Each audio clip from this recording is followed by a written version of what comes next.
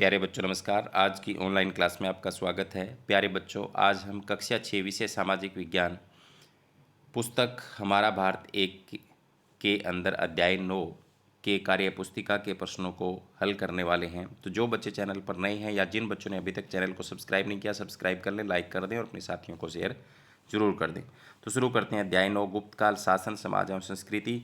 क्रियाकलाप 1 खोज कर लिखें।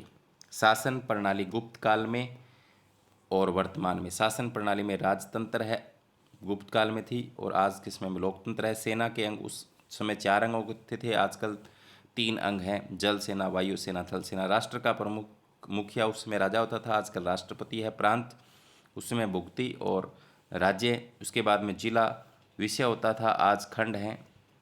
आगे एक है गुप्त काल में निर्मित किन्हीं 4 मंदिरों के नाम बताओ।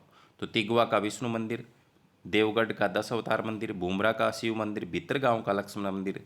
जैन धर्म की 2 प्रमुख शाखाओं के नाम बताओ। तो दिगंबर और श्वेतांबर। गुप्तकालीन सिक्के किस धातु के बने हुए हैं। तो सोने चांदी धातु के बने हुए। लौह स्तंभ कहाँ स्थित है। महरौली दिल्ली में स्थित है। आगे है वर्तमान में कौन से प्राचीन विश्वविद्यालय को पुनर्जीवित किया गया है। तो नालंदा विश्वविद्यालय को किया गया है। आप गाँव में रहते हैं, गाँव का मुखिया को क्या कहा जाता है। हाँ, गांव में रहते हैं, गांव के मुखिया को सरपंच कहते हैं।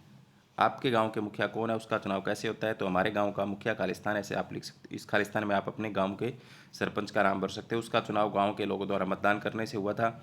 जिसे ज़्यादा मत मिलते हैं वह सरपंच बनता है। गाँव के मुखिया के क्या कार्य हैं। पक्की गली व नालियों का प्रबंध, गाँव की साफ सफाई का प्रबंध, पीने के पानी व बिजली का प्रबंध, गाँव का विकास कैसे हो उसके बारे में प्रबंधन करना। क्रियाकलाप 3 प्राचीन समाज वर्णों में विभक्त था, जबकि आधुनिक भारतीय समाज अनेक जातियों में विभक्त है। वर्ण और जाति की संरचना में क्या अंतर है बताइए। जाति व्यवस्था का आधार जन्म है, जबकि वर्ण व्यवस्था में कर्म का महत्व है। जाति व्यवस्था में परंपरागत को अधिक महत्व है, परंतु वर्ण व्यवस्था में कर्म प्रधान है। जातियों में कई जातियां हैं, जबकि वर्ण व्यवस्था में मात्र 4 भाग हैं। आपके गांव के लोगों के मनोरंजन के साधनों की सूची बनाइए। तो चौपाल पर नुक्कड़ नाटक, चौपड़ पासे ताश का खेल खेलते हैं लोग। समय समय पर मेला लगता रहता है, समय समय पर खेलों का आयोजन होता रहता है। मदारी भी खेल दिखाने आते रहते हैं। आगे है क्रियाकलाप 4 गुप्तकालीन सिंचाई के साधनों का वर्तमान सिंचाई के साधनों से तुलनात्मक अध्ययन करें। गुप्त काल में सिंचाई के लिए वर्षा पर निर्भर थे, लेकिन नहरों, तालाबों, झीलों, कुओं का भी प्रयोग किया जाता था। वर्तमान में सिंचाई के लिए ट्यूबवेल, नल, नहरों, तालाबों, नदियों आदि का प्रयोग किया जाता है। प्राचीन यातायात के मार्ग एवं साधनों का आधुनिक यातायात के मार्ग एवं साधनों से तुलनात्मक अध्ययन कीजिए। प्राचीन काल में यातायात के मार्ग कच्चे थे, पर आज पक्के हैं। प्राचीन यातायात के साधन बैलगाड़ी, घोड़ा गाड़ी थे, जिससे धीरे धीरे चलते थे, समय ज़्यादा लगता था। आधुनिक यातायात के साधन हवाई जहाज, बस, रेलगाड़ी, कार, ट्रक आदि हैं, समय कम लगता है क्योंकि ये तेज चलते हैं। क्रियाकलाप 5 है अपने परिवार की वंशावली तैयार करें। जैसे मैंने यहाँ अपने दादा दादी और अपने उनके दादा दादी के 5 पुत्र जैसे लिखे और आगे उनके बच्चों को लिखा। तो आप भी अपने परिवार का इस तरीके से एक वंशावली तैयार कर सकते हैं।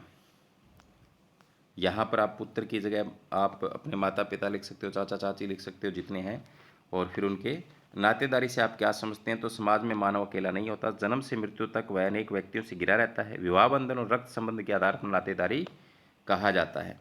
भारत में वर्तमान विश्वविद्यालय की सूची बनाई है, जिसमें राज्य स्तरीय विश्वविद्यालय, केंद्रीय विश्वविद्यालय की अलग अलग सूची हो।